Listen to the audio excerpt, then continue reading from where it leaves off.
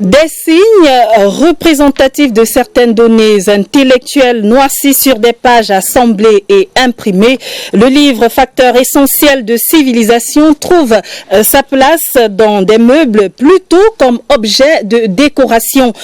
Combien sommes-nous au Cameroun en particulier à se délecter des lignes de gracieux bouquins au quotidien ou par semaine de manière régulière sans y être obligés, notamment la difficile approche du livre chez les adultes et les adolescents est encore plus accentuée chez les enfants. Twilight ouvre le débat en cette journée du livre pour enfants.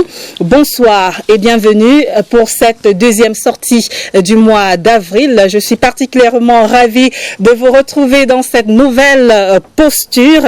Twilight ce mardi 2 avril 2024, c'est un panel fleuri d'intelligence dans le domaine du livre au Cameroun. Nous serons en compagnie de 4 invités de marque. Je vous les présenterai dans un instant. Le temps pour moi d'accueillir sur ce plateau Augustin Guizana pour les nouvelles fraîches de la journée.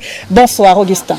Bonsoir Elso. Alors vous revenez de la couverture de la prestation de serment des membres du Conseil constitutionnel. Oui, bien sûr, il faut le dire, ce sont 40 minutes chrono qui ont permis au président de l'Assemblée nationale, président du Congrès, de mettre en exergue ce qui est dans la Constitution, à savoir la réception du serment des juges constitutionnels. Il faut savoir d'entrée de jeu que c'est prévu par la Constitution du Cameroun, l'événement qui a eu lieu aujourd'hui. Et donc, pendant 40 minutes, le cérémonial est assez simple. Il s'agit pour le président de l'Assemblée nationale, président du Congrès, d'inviter le greffier à faire entrer les impétrants, que sont les 11 juges constitutionnels, et une fois arrivés devant les deux chambres réunies en congrès, et à tour de rôle, il faut bien dire qu'ils viennent en tenue d'apparat. Et la tenue d'apparat, c'est cette toque sur la tête et puis la toge qui est assortie d'une épitoge de tricolore. Donc c'est cet habillement-là qui consacre une certaine solennité à l'événement. Et il faut dire que la prestation du serment en elle-même, c'est la main gauche posée sur la Constitution de la République du Cameroun et la main droite levée vers le drapeau qui est en face. Et disons donc que le juge constitutionnel prête serment avec une diction autonome, c'est-à-dire qu'il ne se fait pas accompagner comme si on était dans un tribunal où on lui demande de répéter la phrase après qui que ce soit. Donc c'est une diction autonome qui est prononcée et à tour de rôle, ils sont donc passés chacun devant le Parlement réuni en congrès, en tête bien sûr, et conformément à l'ordre du décret du président de la République. Il faut savoir qu'ils ont été nommés le 18 janvier par 2 décrets différents, et les 9 autres qui ont vu leur mandat renouvelé, et donc le président Clément Atangana d'abord, puis Emmanuel Bondé, et Émile Essombé et les autres. Il faut noter également qu'il y a une dame parmi les 9 anciens, à savoir Madame Haré, qui est la vice-présidente du Conseil constitutionnel, et la prestation de serment s'est achevée par les 2 nouveaux entrants, à savoir le professeur Adolphe Minkwase et le professeur Logmo Mbelek, qui ont donc prêté serment en dernier ressort. Mais il faut indiquer quand même que c'est un événement qui n'arrive pas tous les jours, c'est tous les 6 ans, conformément aux dispositions y afférentes. Les 2 chambres réunies, le Sénat, les députés, les sénateurs sont donc réunis. C'est cette cérémonie-là qu'on a vécue, et c'est cette cérémonie qui consacre les 6 ans de nouveaux mandats pour les juges constitutionnels qu'on a vécu aujourd'hui. Alors, quel bilan pour la nouvelle équipe, ou l'ancienne équipe adoptée des 2 entrants? Voilà, on va dire que les 11 juges constitutionnels qui ont prêté serment il y a 6 ans ont beaucoup fait. Disons quand même qu'ils ont des missions qui leur sont dévolues. Et parmi les missions du Conseil constitutionnel, il y a bien évidemment que c'est l'arbitre du jeu politique au cours d'une élection. C'est le Conseil constitutionnel qui, en dernier ressort, décide par rapport aux différentes requêtes qui ont été donc déposées par des tierces, par des partis ou des requêtes. Donc, on se rappelle qu'en 2018, vous vous souvenez de la célèbre phrase irrécevable qui a été reprise en cœur pendant toutes ces années-là. Et il faut dire que cette phrase a été prononcée sur 16 requêtes contre 18 présentés donc devant le Conseil constitutionnel. Vous savez, et pendant le travail, pendant le contentieux électoral, ce sont à peu près des moments d'échange parfois très houleux, mais les juges constitutionnels tiennent ferme. Parfois, ils sont imperturbables par les différents requérants. Donc, vous voyez que le Conseil constitutionnel a joué pleinement son rôle pendant sa première année, et y compris en 2020 lors du contentieux des législatives. Et il faut également savoir qu'il n'y a pas que le rôle d'arbitre du jeu politique, et le Conseil constitutionnel est appelé à connaître de la constitutionnalité des lois et évidemment des autres textes également. Donc, c'est dire que ceux qui ont, les pionniers, ont donc beaucoup travaillé, mais vous le savez, rien n'est parfait. C'est pour ça qu'on doit s'intéresser à ceux qui entrent en fonction à partir d'aujourd'hui. Et en termes de perspective, je crois que vous le voyez également, il y a la proclamation des résultats, notamment de la présidentielle, véritable épreuve. Et je pense que la nouvelle équipe devrait se pencher sur comment est-ce qu'il faut rendre ces résultats-là au regard du contexte dans lequel nous nous trouvons aujourd'hui. C'est vrai, ce sont des légalistes, ce sont des gens, des gardiens des lois, mais au moment où de plus en plus les réseaux sociaux influencent même parfois le déroulement d'un scrutin, eh bien, il faut savoir que cette nouvelle équipe-là a du pain sur la planche. Et ce ne sera pas une partie de plaisir parce que nous sommes à l'approche des échéances électorales. Il faut noter que si le calendrier électoral est respecté, eh bien, nous devrions avoir en 2025 les municipales, les législatives et l'élection présidentielle. Pour l'histoire, l'élection présidentielle de 2018, le contentieux a été retransmis en direct sur la CRTV. Et vous pouvez imaginer ce qui s'est passé à ce moment-là. 6 ans après, les choses ont évolué. Le contexte aidant, eh bien, les 11 juges constitutionnels auront du pain sur la planche. Augustin Guizana, chef du service politique de la rédaction centrale de la CRTV, merci d'être passé sur ce plateau avec des nouvelles fraîches. Merci beaucoup, et nous ne faisons que commencer notre travail pour ce qui est des activités liées au Conseil constitutionnel, et nous allons continuer à monitorer cette actualité. Twilight se poursuit, mesdames, messieurs, dans une poussière de secondes. Le temps pour moi de dérouler l'affiche de ce plateau.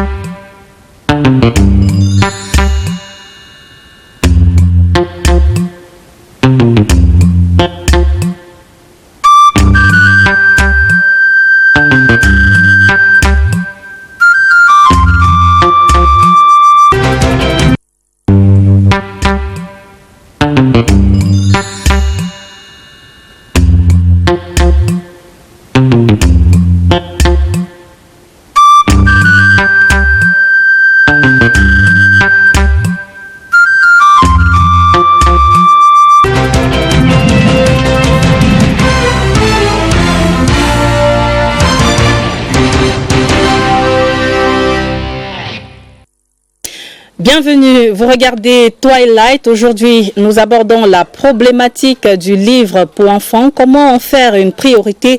Pour en parler, nous avons 4 invités de choix sur ce plateau. Madjasse Logolik Paka, directeur du CILI, le Salon international de l'industrie du livre de Yaoundé. Il est également directeur des éditions l'UPEPO, président de l'association des promoteurs de l'industrie du livre. Autre invité de choix, Ferdinand Nana Payon, promoteur de la bourse du livre au Cameroun. Fwapon Mounioto Hassan, écrivain, enseignant, chercheur en sciences de l'éducation, est également parmi nous. Autre invité de choix, Nadine Mekougoum, promotrice Wirna, initiative pour la lecture plaisir et livre pour enfants. Bonjour et bienvenue, bonsoir et bienvenue à tous les 4. Merci. Alors, on va commencer par vous, Nana Payon, vous qui êtes le promoteur du livre au Cameroun, pour qu'on soit au niveau d'information, même niveau d'information avec les téléspectateurs qui nous regardent, rappeler quelques grandes batailles que vous avez menées dans le secteur du livre, de la promotion du livre au Cameroun. Bonsoir, Carla Tesso. Merci pour votre invitation. En 1991, vous m'amenez à parler de moi. Bon, bien sûr. En 1991, je fais une petite étude sur le livre et je me rends compte que la situation n'est pas celle que je pensais. Jeune diplômé de marketing, je voulais m'amuser, très sincèrement. Et je me rends compte qu'on a toujours placé la charrue avant les bœufs. À l'école, presque dans une salle de classe de 50 élèves, à l'époque, les effectifs étaient raisonnables, vous aviez à peine 15 élèves qui avaient le livre de la matière de base, par exemple le français ou les mathématiques. Ouais.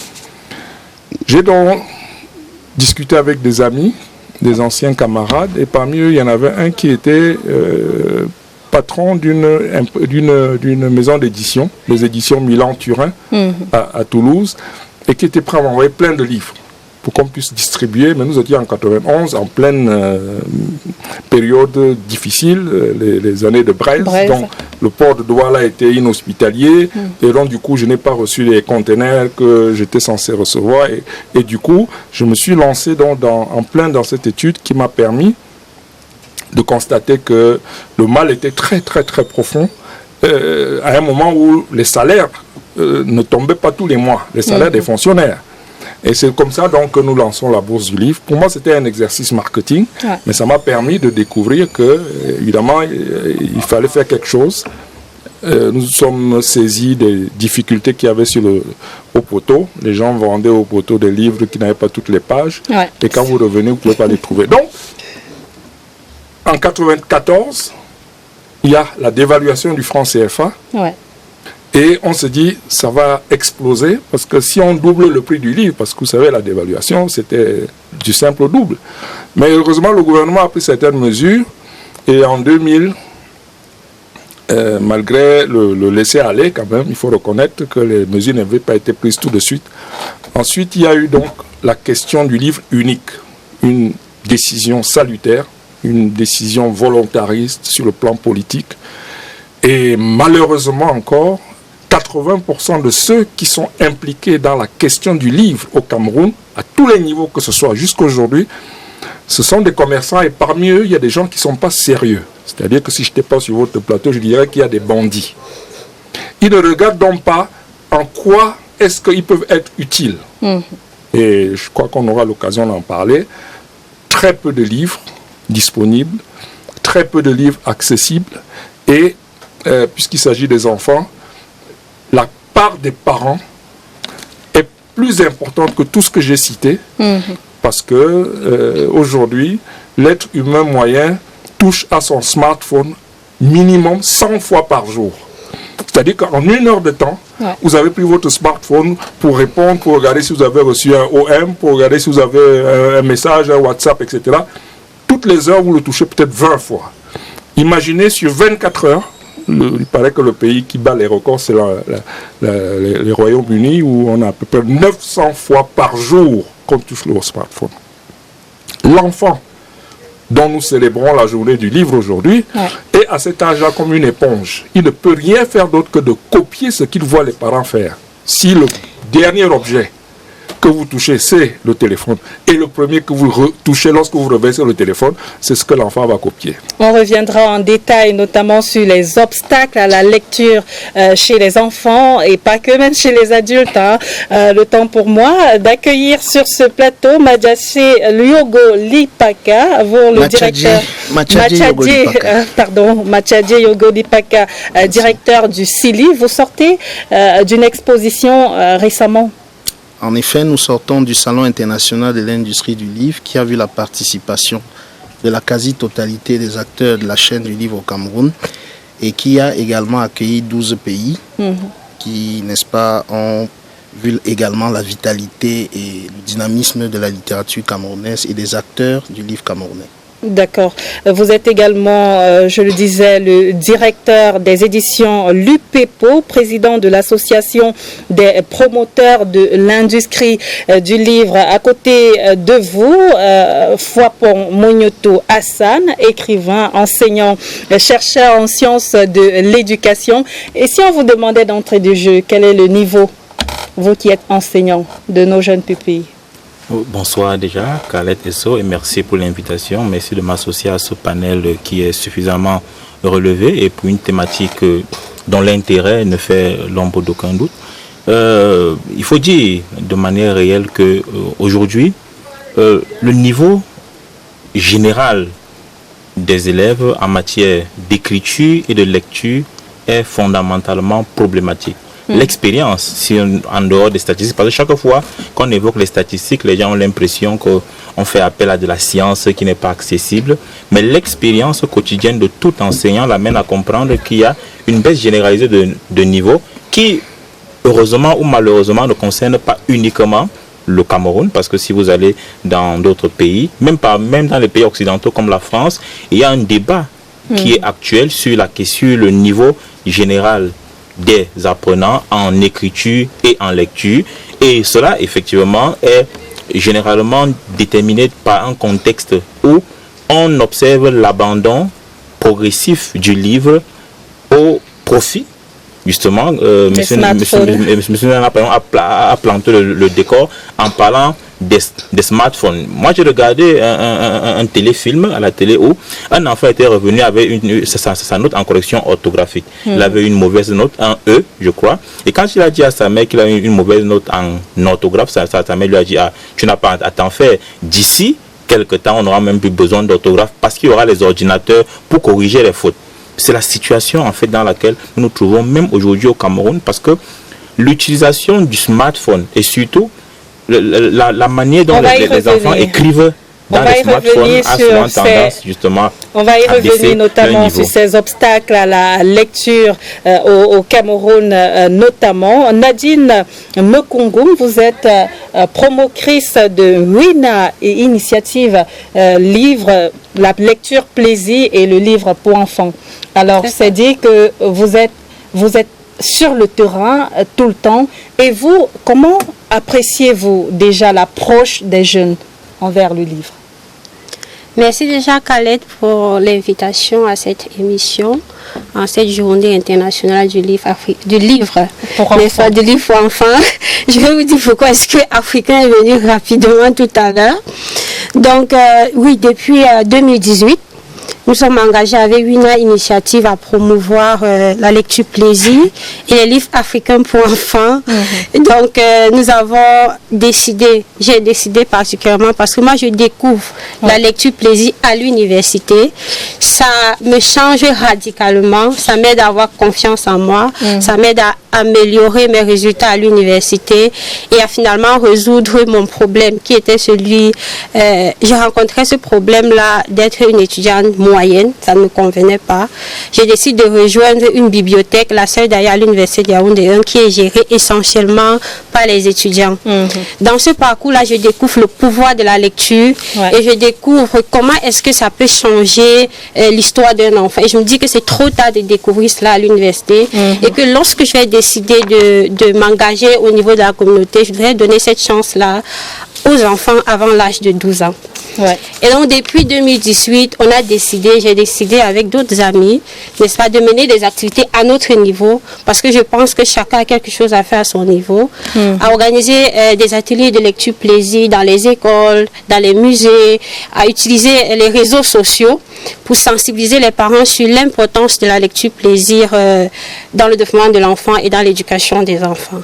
Donc, comme monsieur Payon l'a dit tout à l'heure, à la base, il y a d'abord un problème économique dont la plupart des enfants... Alors, vous nous amenez tout droit à parler donc des obstacles à la lecture ou alors des obstacles qui empêchent les jeunes et notamment les enfants de lire. Eh bien, quelles sont-elles, Nana Payon? Vous qui avez tantôt évoqué la question du smartphone, mais je vous donne plutôt cette information, notamment tirée d'un mémoire d'un jeune Camerounais qui ne l'est plus tout à fait aujourd'hui, mémoire qui date de 1984. Tenez-vous tranquille, il travaillait déjà sur la problématique de la lecture publique. Il s'agit de Jean-Claude Ngoulou.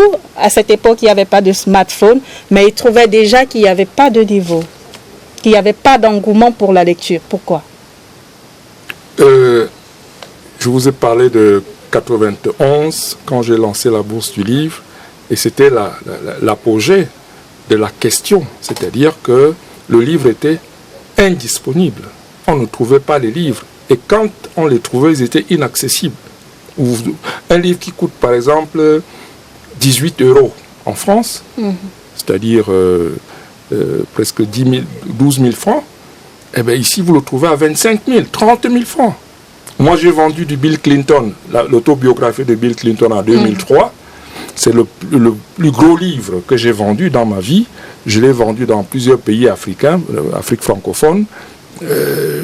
C'est le livre que j'ai le plus vendu, mais c'est le livre qui coûtait le plus cher, parce que c'était un livre qui avait quand même bénéficié de la promotion du président Clinton, et puis à l'intérieur de ce livre, il y a des petites histoires, Monica Lewinsky, tout le monde voulait savoir ce qui s'est passé, sur un pavé de 1000 pages qui coûtait, nous le vendions à 22 000, j'avais obtenu des éditions Odile Jacob, que le livre soit vendu en Afrique au même prix qu'à Paris.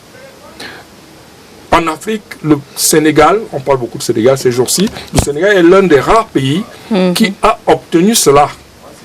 De ce que les livres, lorsqu'ils paraissent en Europe, par exemple, qu'on puisse les trouver dans les jours qui suivent. Aujourd'hui, quand on regarde les télévisions internationales, on voit un livre qui paraît, tout à l'heure à la radio, je suis un des plus grands écrivains de romans qui a vendu qui a tiré à 400 000 exemplaires. Mais son livre, vous le recevrez ici dans 6 mois, dans 1 an. Et c'est vrai que quand on n'a pas lu un livre, il reste important de le lire, mais vous le Mais qu'est-ce qui fait problème? Pourquoi ce livre mais est ça coûte cher. Et le paradoxe, c'est que le Cameroun a signé la convention de Florence et d'autres conventions qui font que le livre ne paye pas de droits de douane. Si vous importez un livre, à la douane, on va essayer de vous expliquer qu'il faut payer. Le livre ne paye pas la douane. Maintenant, c'est au niveau du transport. En dehors du fait que ça a flambé ces dernières années à cause du Covid, etc. Mais au moins, les pays peuvent faire pression sur les compagnies aériennes qui viennent dans nos pays et dire, voilà, vous allez transporter le livre à des prix défiant toute concurrence, parce que chez les Français, ils parlent de l'exception culturelle. C'est un outil, ce n'est pas un produit commercial. C'est un produit de culture, c'est un produit qui va permettre aux gens, elle parlait de son histoire à l'université, mais si en dehors de cela, il n'y avait pas un relais, c'est-à-dire que si on ne peut pas trouver de livres dans une librairie ou bien d'autres bibliothèques, ce serait compliqué. Donc, le livre souffre depuis toujours, dans notre pays, depuis très longtemps, de 2 facteurs que j'ai évoqués. L'indisponibilité et la cherté. Et puis que de ceux qui le vendent. Il y a 40, 50 ans, ceux qui détenaient des librairies, c'était des amoureux du livre. Mais aujourd'hui, ce sont des commerçants. C'est-à-dire que, d'abord, ils ne peuvent même pas vous conseiller sur ce que vous pouvez lire. Donc, le smartphone est venu, alors maintenant, tout arrêté. Oui, parce que on n'a jamais autant écrit. On n'a jamais autant lu depuis que l'humanité existe. Jamais. Si vous voyez le nombre, c'est ce qui est écrit sur les smartphones, si vous êtes dans des groupes WhatsApp, j'imagine que vous y êtes. Le nombre de ce que les gens écrivent, si eux-mêmes font le bilan à la fin de la journée, ben, ça fait une nouvelle. Hein. C'est-à-dire que vous allez pouvoir avoir 20 pages d'écrits. Vous pouvez sortir une nouvelle tous les jours si vous collectez, si vous faites un recueil de ce que chacun a écrit, je parle individuellement. Mais malheureusement, le niveau baisse. Le professeur le disait tout à l'heure, le niveau baisse parce que même ceux qui enseignent ne lisent pas. Même ceux qui enseignent ne lisent pas. Je ne peux pas comprendre que des gens qui sont payés pour enseigner eux-mêmes, lorsque vous discutez avec eux, vous vous rendez compte. Dans mon bureau, ce n'est pas une invitation, madame. Si vous venez un jour dans mon bureau, vous allez voir que j'ai plein de livres, mais j'ai une expo de quelques classiques. Le vieux nègre à la médaille, Caïda autour du pays natal, Chenu HB, Le monde s'effondre, l'aventure ambiguë, etc. Sur 10 personnes qui entrent dans mon bureau, et toute génération confondue, ils se jettent dessus. Pourquoi? Et ça, c'est maintenant la responsabilité de l'éducation. Aujourd'hui, on découvre que le conseil d'agrément a ramené au programme les classiques. Quand on dit qu'il s'agit de classiques, c'est-à-dire si une œuvre est dans le registre des classiques, c'est ça qu'on doit mettre au programme. Ça ne doit pas être des marchandages et tout ça. Oyonombia, il paraît qu'il y a une de ces œuvres qui revient au programme. Il y a Mongo Betty. Prétendant à Marie. Il y a Mongo Betty aussi, dont le livre revient au programme. C'est ça qu'on doit mettre au programme. Et c'est ça qui donne envie aux gens de lire, parce que lorsque dans le taxi, vous entendez deux personnes dire oui, mais nous on est à Tanga Sud, l'autre est à Tanga Nord, il n'y a que ceux qui ont lu le livre de Mongo Betty qui savent de quoi il s'agit. Et donc ça participe de l'engouement, de l'entraînement vers le livre. On doit tous faire quelque chose, sinon ça va être la mort du livre. Alors, le directeur des éditions l'UPEPO, vous êtes par ailleurs éditeur. Et là, Ferdinand Nana-Paléon, le promoteur de la bourse du livre, pose un problème de disponibilité du livre. Vous sortez du Salon international de l'industrie du livre de Yaoundé. Quelle a été l'appréciation par rapport à la disponibilité des ouvrages? Vous avez fait la même remarque? Le livre manque sur le marché camerounais? Monsieur Nana Paléon, qui est un éminent connaisseur du livre, je dois le dire, son constat est tout à fait vrai.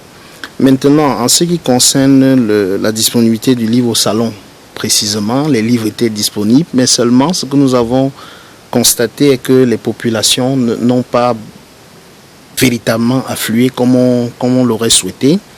Et quand on a essayé de comprendre qu'est-ce qui se passe, on s'est rendu compte que certainement parce que y en a qui parlaient de cherté du livre, il y en a qui parlaient aussi de la mobilité, parce qu'il ne faut pas se cacher, nous sommes dans une ville où se déplacer, c'est pas évident.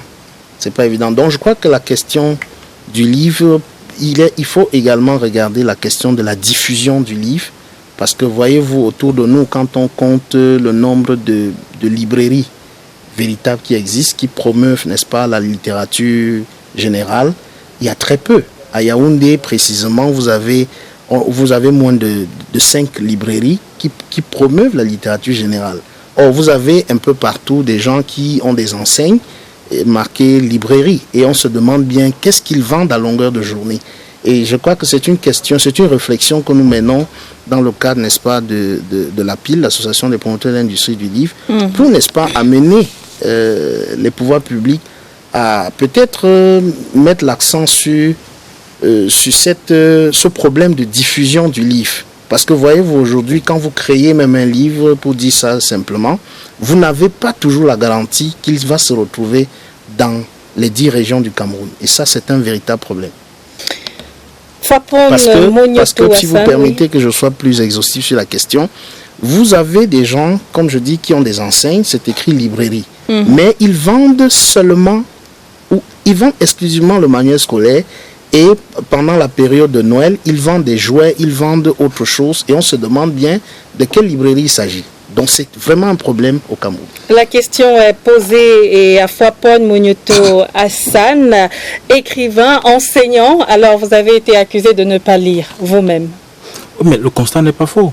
Le constat n'est pas faux parce que la première chose qu'il faut noter, et le précédent compagnonniste l'a bien souligné, généralement quand on parle du livre au Cameroun, et surtout dans les écoles au Cameroun, les gens pensent uniquement au manuel scolaire. C'est d'ailleurs la raison pour laquelle la plupart des libraires ne vendent que le livre scolaire. La plupart d'enseignants ne se limitent qu'à étudier les œuvres au programme et le manuel scolaire. La plupart d'élèves, ceux qui fournissent même un petit effort, vont lire les œuvres au programme. Cela signifie qu'en réalité, la question du livre au Cameroun, ou bien la manière dont nous percevons le livre au Cameroun, se limite fondamentalement à ce que l'école demande de faire. Bien évidemment, ce serait même un bonheur qu'au moins ce que l'école demande de faire soit fait. Ça veut dire que les enseignants lisent même les œuvres au programme, que les apprenants eux-mêmes lisent les œuvres au programme, mais malheureusement ce n'est même pas encore le cas. Parce que dans les écoles parfois, vous avez des élèves qui ont même acheté le livre au programme, mais qui ne l'ont jamais lu. C'est-à-dire ils attendent que l'enseignant vienne en classe pour leur expliquer l'œuvre. Or, en réalité, ce que les gens doivent comprendre, c'est que le livre devrait être le premier outil d'apprentissage d'un enfant. Parce que qu'il s'agisse de la lecture, de l'écriture, je veux dire du calcul ou même du dessin, le livre est l'outil fondamental d'apprentissage. Moi, je pense qu'aujourd'hui, il faut qu'on développe une culture. C'est-à-dire que le premier cadeau qu'on offre à un enfant, que ce ne soit plus un smartphone ou quoi. J'allais vous demander si ce n'était pas un problème culturel finalement. Effectivement, c'est un problème culturel. Vous savez qu'il y a un adage populaire qui dit que si vous voulez cacher quelque chose, on disait souvent à un Noir, à un Camerounais, il faut le mettre dans un livre. Parce que nous avons même des pratiques de divertissement qui ne favorisent pas qu'on aille vers le livre. Et c'est pour ça qu'on peut parler d'un problème culturel. Parce que beaucoup parlent d'un problème économique, mais c'est surtout un problème de priorité. Vous allez vous rendre compte qu'il y a bien des gens qui s'achètent des smartphones de 150 000, des perruques de 125 000, mais qui ne peuvent pas débourser 10 euros pour acheter un livre. Lorsque j'ai publié mon premier recueil de poèmes, il a été fixé par l'éditeur en France à 12 euros. Mais quand je disais à quelqu'un qui coûte 2 euros et qu'il avait fait la conversion, il me disait, mais qui va acheter ce livre à près de 8 000 francs CFA? Or, en réalité, quand vous êtes en Europe, en Occident, les gens ne trouvent pas de difficulté à débourser 12 euros pour acheter un livre parce qu'ils veulent d'abord se faire plaisir et ils sont conscients que le livre est le lieu où on découvre le monde. Alors, je le disais, Nadine Mekongoum, vous êtes proche des jeunes. Quels sont les retours que vous avez par rapport aux obstacles, aux freins? Alors, moi, je voudrais revenir sur deux choses qu'ils ont évoquées tout à l'heure, parce qu'en fait, c'est ça le problème que nous avons voulu aborder à travers une initiative. La culture du livre et l'intentionnalité au niveau des familles. Et c'est le problème que moi j'ai eu. J'ai découvert la culture du livre à l'université, c'est-à-dire lire pour le plaisir, lire tout ce qu'on a sous la main, lire parce qu'on s'est dit qu'on veut découvrir justement. Généralement, les enfants lisent les livres scolaires parce qu'ils sont obligés pour passer d'une classe à une autre. Et nous, moi je sais que le livre ne s'achète pas s'il n'y a pas de lecteur. Donc moi, mon premier objectif était de créer le lecteur au niveau de la famille, au niveau des écoles et au niveau de la jeunesse surtout, parce que moi, mon centre d'intérêt, c'est véritablement la jeunesse. Donc nous, on a développé des programmes vraiment innovants. Il y a ce que nous on appelle les We Read Home, c'est-à-dire qu'on va déjà dans les familles pour proposer des lectures à domicile avec les enfants. Et maintenant, un autre objectif de cette activité, c'est d'aider les familles à changer les habitudes de lecture et à créer des bibliothèques familiales. Ensuite, nous avons les ateliers Read Art, qui sont des ateliers d'initiation des enfants à la lecture, à la science et à l'art. Et là, on le mène généralement dans les espaces culturels parce que justement, nous, on met un accent particulier sur la culture, sachant qu'un enfant qui a une identité culturelle positive a la confiance en soi nécessaire pour explorer son plein potentiel. Donc, on amène des enfants dans les espaces culturels, dans les musées et les monuments. Et là, on donne le goût de la lecture aux enfants à travers nos activités, les jeux en plein air et tout cela. Et justement, on s'est rendu compte que certains parents développaient déjà cette envie d'acheter les livres pour les enfants et il n'y a pas assez de livres qui reflètent nos réalités socio-culturelles. Justement. Alors nous avons décidé, si vous permettez, je vous relance, okay. Oui, avant de poursuivre, je vous relance notamment sur la question de la qualité du livre, puisqu'on parle aujourd'hui essentiellement de la journée internationale du livre pour enfants. Quel livre pour les enfants? Pour moi, les livres africains pour enfants, pour les enfants africains, ensuite ils peuvent s'ouvrir au monde. Parce qu'il est très important. On trouve quoi dans ces contenus-là? Ils doivent lire quoi, les tout petits? Alors, il y a des contes. Il y a des contes, les légendes africaines, il y a des contes modernes aussi. Mais il faut que dans les histoires et les images, que les enfants puissent vraiment se reconnaître. Parce que pendant longtemps, les bibliothèques en Afrique, au Cameroun, étaient beaucoup de livres qui venaient de la France, des États-Unis et tout cela. Ça fait qu'en plus de la télévision, même les livres dont les enfants ont accès orientent leur imaginaire ailleurs. Donc, quand on lance les activités en 2018, il faut parcourir plusieurs librairies à Yaoundé, parfois pour ne pas trouver, après 2 mois, de nouveaux livres.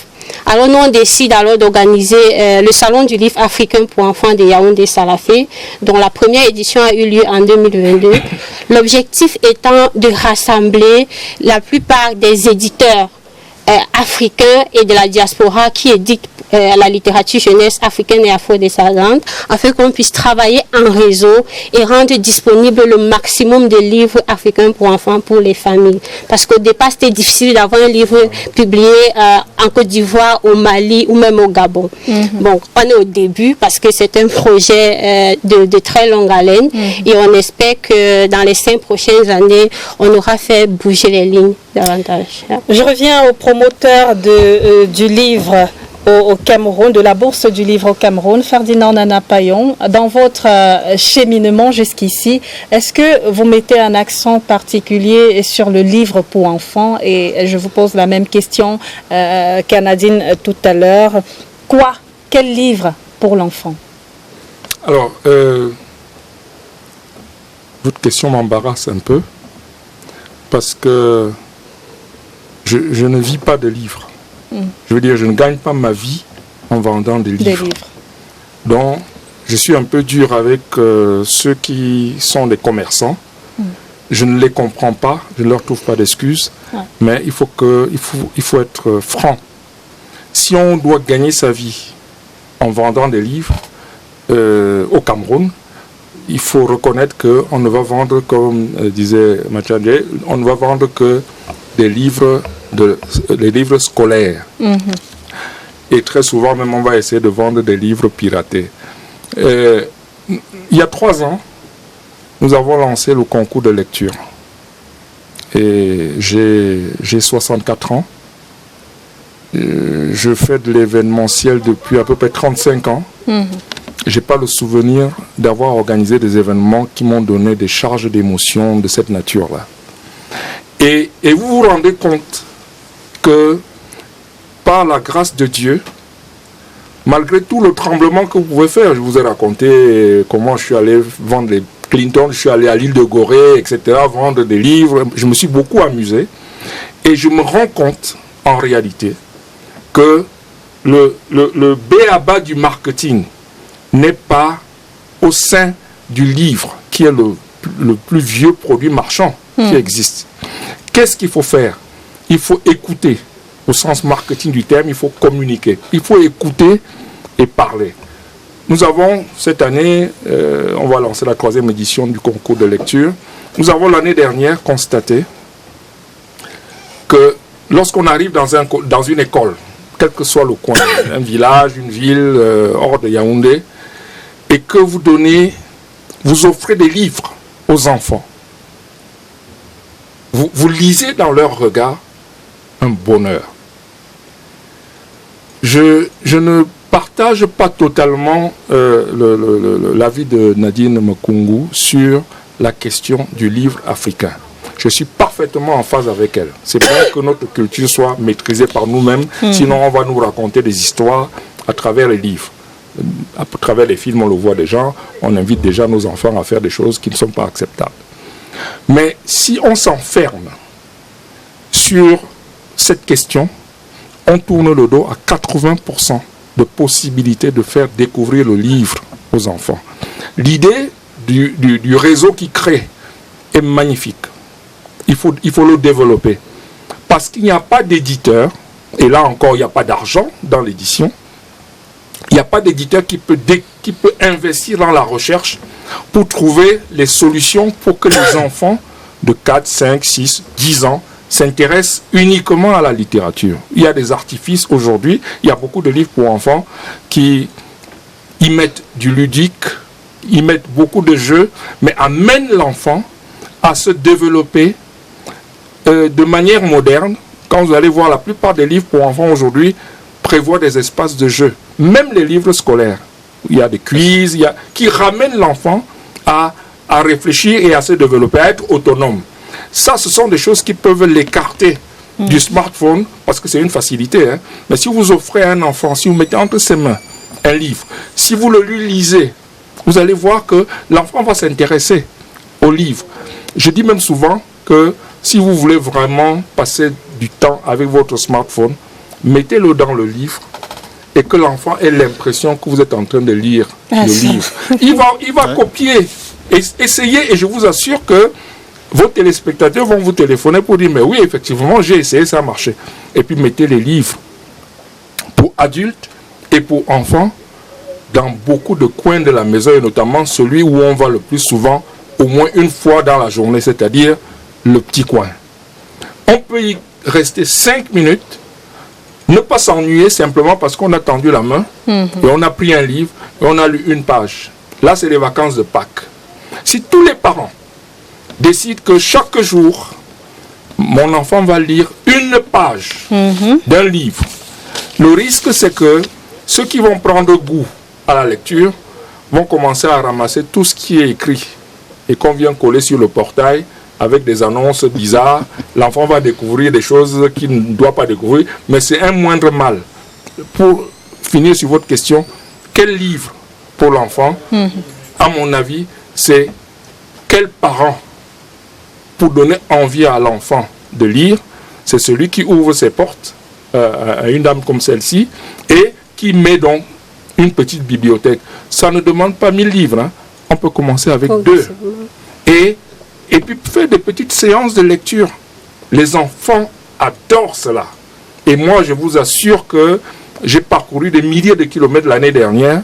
On est allé dans les villages d'Izangué, Kenlikok, Obala, etc.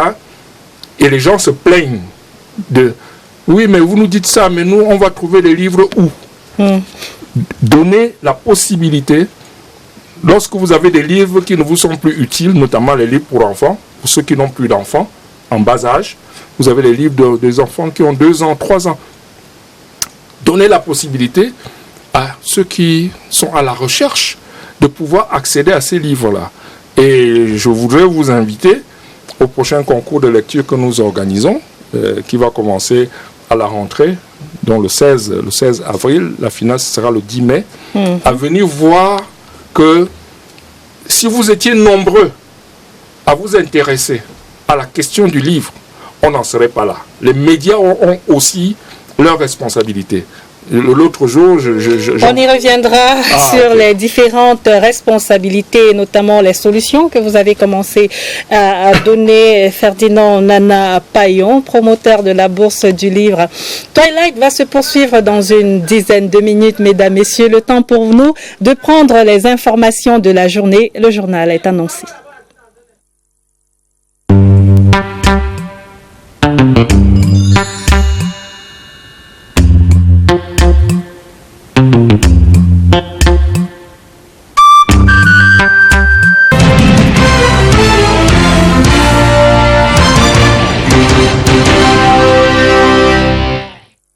Bienvenue dans cette deuxième partie de votre émission Twilight. Nous parlons du livre pour enfants.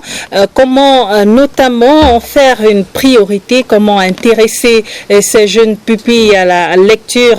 Avec nous, ce panel intéressant qui est toujours en notre compagnie, Matt Djatché, Yogo Lipaka, directeur du CILI, Ferdinand Nana Payan, promoteur de la bourse du livre au Cameroun, Fwapon Monyoto Hassan, écrivain, enseignant, chercheur en sciences de l'éducation, et Nadine Kongoum, promotrice de WINA Initiative Lecture pour la lecture plaisir et le livre pour enfants. Alors avec vous, Madjatché, Yogo Lipaka, vous qui êtes éditeur, je vous demandais tout à l'heure en coulisses quelle sorte de livre vous préférez éditer, et est-ce que les éditeurs, les écrivains spécialisés dans la littérature jeune, ils sont plutôt nombreux au Cameroun ou ils n'en existent pas? Au Cameroun, en ce moment, on en a moins d'une dizaine qui sont véritablement spécialisés dans la littérature pour enfants.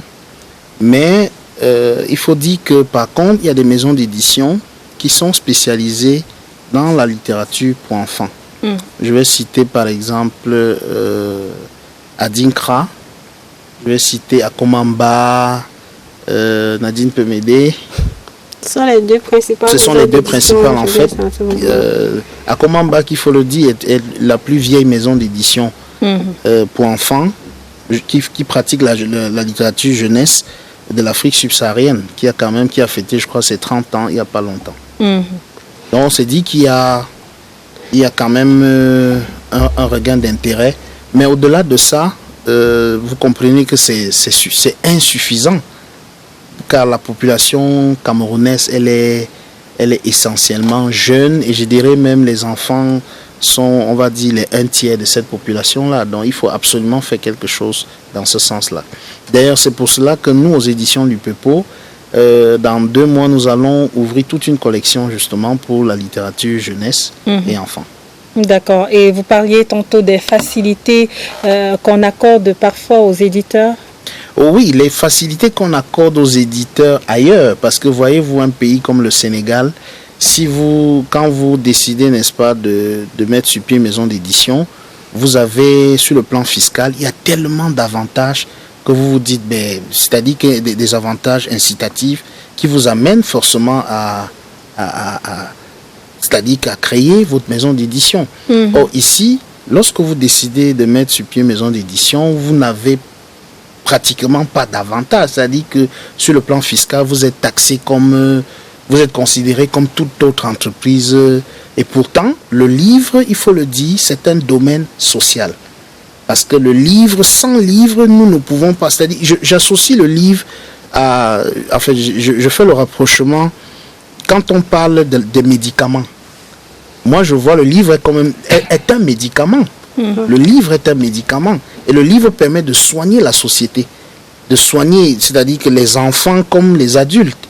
Et donc, il est impensable que ceux-là qui travaillent chaque jour à soigner la société sur le plan, que ce soit moral, que ce soit intellectuel et autres, qu'ils soient, n'est-ce pas, taxés comme tous les autres sur le plan fiscal. Donc je crois qu'il faut aussi que l'État travaille sur cette question-là. Vous avez un pays, je prends également un pays comme la Tunisie, où lorsque vous éditez un livre, quel que soit le livre, le gouvernement, c'est-à-dire qu'à travers le ministère de la Culture, achète 1000 exemplaires. Vous faites ça ici chez nous. Vous vous rendez compte? Je connais certains fonctionnaires au ministère de la Culture qui vont ouvrir des boutiques au quartier pour fabriquer des livres. Vous vous rendez compte? Il n'y a pas que là-bas. 1000 exemplaires. Mais comment ne pas produire? Donc vous comprenez pourquoi la vitalité, n'est-ce pas, allez simplement au salon de Tunis, vous verrez toute la dynamique, n'est-ce pas, qu'il y a derrière le livre tunisien. Et ce livre-là s'impose dans toute la zone.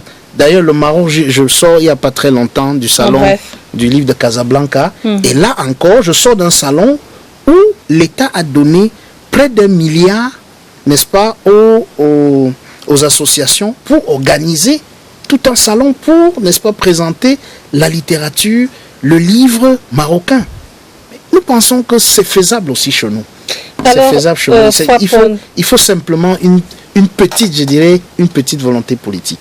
Fapon Mognoto Hassan, quelles sont vos solutions pour encourager la littérature jeune? Alors rapidement, il faut agir à 4 niveaux de mon point de vue. D'abord au niveau des familles, il faut sensibiliser les parents à comprendre que le livre est un outil d'abord didactique, parce que c'est le premier outil d'apprentissage des enfants, mais surtout c'est un outil de divertissement sain.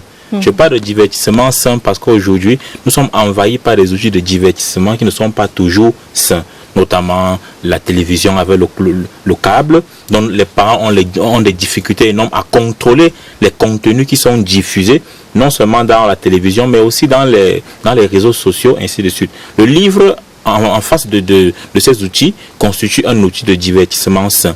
Maintenant, il faut agir également sur le système éducatif, parce qu'il faut que le système éducatif favorise ou ramène la pratique de la lecture. Vous allez vous rendre compte de nos jours que dans les écoles, les gens ne lisent plus parce qu'à un moment, on a l'impression qu'on a relégué la lecture au second plan. Et même parfois, les approches pédagogiques n'aident pas. Regardez, par exemple, aujourd'hui, on ne fait plus la dictée, on fait la correction orthographique. Ce sont des pratiques qui parfois n'encouragent pas toujours les enfants à lire. Même les techniques d'évaluation, quand on évaluait à notre époque en dissertation, il fallait produire une dissertation pendant 4 heures. Aujourd'hui, il y a des techniques d'évaluation qui ne favorisent plus la lecture d'une part et la rédaction d'autre part. Maintenant, il y a aussi le circuit, la chaîne de production du livre, en commençant par les écrivains, les éditeurs, les libraires. Il faut inciter par exemple les écrivains. Vous savez, la plupart des écrivains ne s'imaginent même pas produire des livres pour enfants. Parce que quand un écrivain prend sa plume, il y a 2 choses qu'il vise. D'abord, se faire de l'argent et ensuite être populaire. Or, très peu d'écrivains, ou bien la plupart d'écrivains ne savent pas qu'on peut être populaire, même en étant spécialiste de la littérature pour enfants, les éditeurs également. Mais maintenant, le 4e niveau, et c'est le plus important pour moi, ce sont les pouvoirs publics. Le président Kopanis a effectivement énuméré un ensemble de facilités qui sont accordées ailleurs aux éditeurs, ainsi de suite. Il faut des politiques publiques incitatives, des politiques publiques qui rendent le livre accessible. Et cela passe effectivement par la subvention des éditeurs, par l'éducation et par la sensibilisation des familles et des parents. Nadine Mokongoum, pour solution? Alors, ils l'ont vraiment presque balayé. Mais moi, je voudrais parler aux parents. Je voudrais dire aux parents de ne pas attendre que l'État fasse quelque chose ou bien que les éducateurs, d'abandonner la responsabilité aux éducateurs et tout cela. Les parents doivent être intentionnels dans ce qu'ils ont à faire. Nous, les parents, nous devons offrir des livres aux enfants. Nous devons montrer l'exemple aux enfants. Nous devons utiliser le numérique comme un outil pour accompagner l'éducation de nos enfants à travers les livres. Donc, si possible, télécharger les applications de livres pour enfants et pour parents, de manière à ce que lorsque vous serez sur votre téléphone, que vous soyez en train de lire un livre et que l'enfant puisse copier. Il faut intégrer la culture du livre parce que ça va absolument aider à aborder certaines questions que les parents n'ont pas souvent les réponses. Par exemple, à l'âge de la puberté, si vous avez inculqué la culture du livre à votre petite fille ou votre petit garçon, lorsque vous n'aurez pas les solutions ou bien les bonnes réponses pour adresser certaines questions de la puberté ou bien de la vie de manière générale, le livre sera là pour vous aider. Donc ne négligez plus l'importance du livre et surtout de la lecture plaisir, comme j'aime dire. Créer des coins de lecture plaisir à la maison et je vous assure, vous ne serez pas déçus. Ferdinand Nana Payon, vous aviez quelques conseils pour des éditeurs de la littérature jeune? Enfin, moi, je pensais beaucoup plus aux auteurs qui peuvent... auteurs, voilà. Ils peuvent, dans le cadre des contrats qu'ils passent avec des éditeurs, mettre des clauses qui leur permettent d'avoir la main sur la possibilité de faire une réédition de leurs ouvrages localement. Mais je voulais en 30 secondes, si vous permettez, allez-y. vous raconter une petite histoire. J'étais en face d'un médecin il y a quelques années et il était en train de discuter avec un réparateur de câbles. Enfin, la télé ne marchait pas chez lui. Et il discutait, et quand il a raccroché, il m'a dit, oh là là, mes enfants là vont me tuer aujourd'hui, en pleine vacances. Hein. Il a 4 garçons, Et la télé ne marchait pas pendant 2 jours, c'était invivable. Alors je lui ai dit, mais docteur, je peux vous être utile. Je suis allé dans ma voiture et j'avais des livres pour enfants que j'avais achetés dans des supermarchés à Douala. C'était dans les grandes surfaces. C'est bien que ces surfaces-là vendent des livres, mais à des prix acceptables, ce qui n'est pas le cas. Eh bien, je suis allé prendre 4 ou 6 livres. Je les lui ai offerts. Je voulais lui être agréable parce qu'il a été très gentil avec moi. Et je lui ai dit, comme ça permettra qu'ils découvrent. Est-ce qu'ils aiment lire? Il me dit, ils n'aiment pas lire. J'ai dit, bah, écoutez, donnez-leur ça. C'est des petits livres de 20 pages et tout. 3 ou 4 jours après, il m'a appelé. Il me dit, mais vous m'avez sauvé la vie. Vous m'avez même donné des idées. Maintenant, j'ai convenu avec mon épouse que de temps en temps, on va donner l'impression que le câble ne marche pas. Ça va les amener à la littérature. On s'est revus 1 an après. Je lui ai dit, alors docteur, il me dit, mais il préfère aujourd'hui lire que de regarder la télé. Voilà pour ces conseils pour vous, chers téléspectateurs. Nous avons été ravis d'être en votre compagnie. Il ne me reste plus qu'à dire merci à vous 4 d'être passés sur ce plateau. Ferdinand Nana Payon, promoteur de la bourse du livre au Cameroun. Fwapon Mognoto Hassan, écrivain, enseignant, chercheur en sciences de l'éducation. Nadine Mekungum, promotrice de WINA, initiative pour la lecture plaisir et le livre pour enfants. Et enfin, Madiati Yogo Lipaka. J'espère que j'y suis arrivé, monsieur le directeur du CILI, directeur des éditions l'UPEPO, président de l'association des promoteurs de l'industrie du livre. Merci à vous à la maison. On se revoit dans une prochaine édition. Bonne soirée en compagnie des programmes de CRTV News.